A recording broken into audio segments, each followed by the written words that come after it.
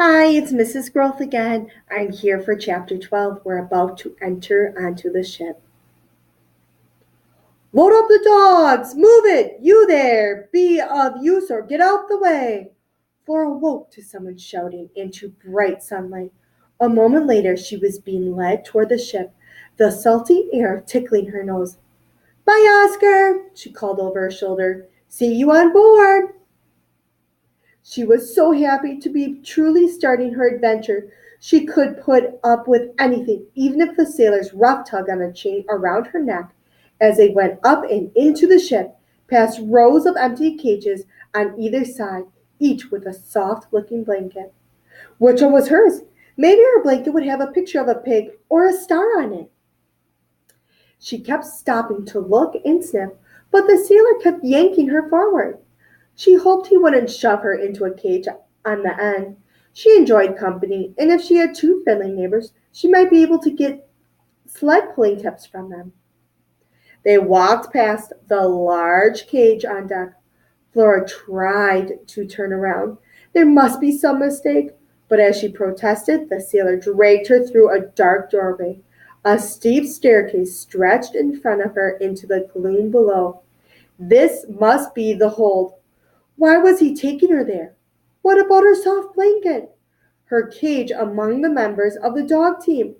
Flora locked her legs and pulled back with all her strength, but she was forced to hop down each step, behind her clanking chain. The shouting and banging from the world above got more and more muffled as she went down. At the bottom of the stairs, the sailor walked a few paces in and clipped her chain to a box. She didn't turn to watch as he clumped back up. She just listened. There she was, alone. Flora blinked. The only light in the hold came from the opening at the top of the stairs. Her chain clinked and her thoughts whirled as she looked for a blanket. There wasn't one.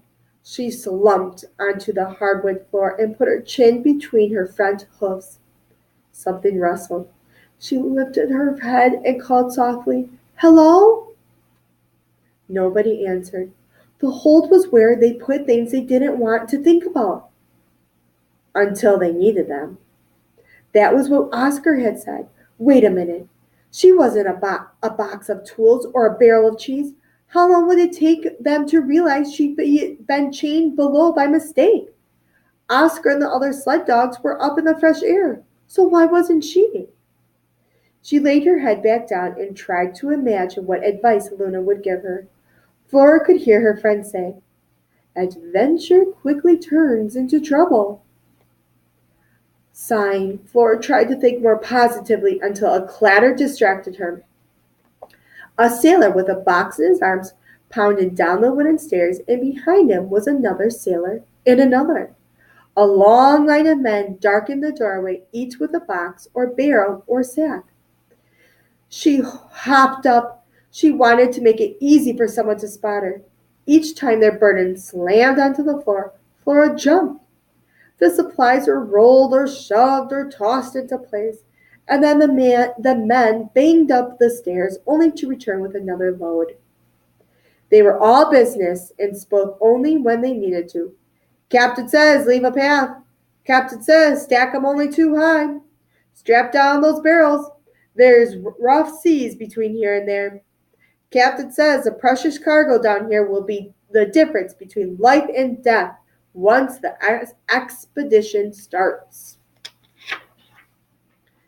Precious cargo? Maybe the captain would come down next and inspect his supplies and his pig. He sounded like a person who could sort this out. The parade of men finally ended without a single one of them noticing or speaking to her or scratching her head. The last man disappeared through the doorway, and Flora was alone again.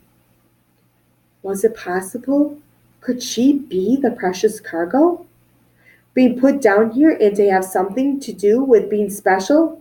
Or maybe it had to do with the training a sled pig needed.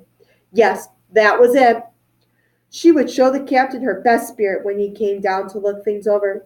Not just boxes and barrels, but his special pig too. That is the end of chapter 12. Thanks for listening.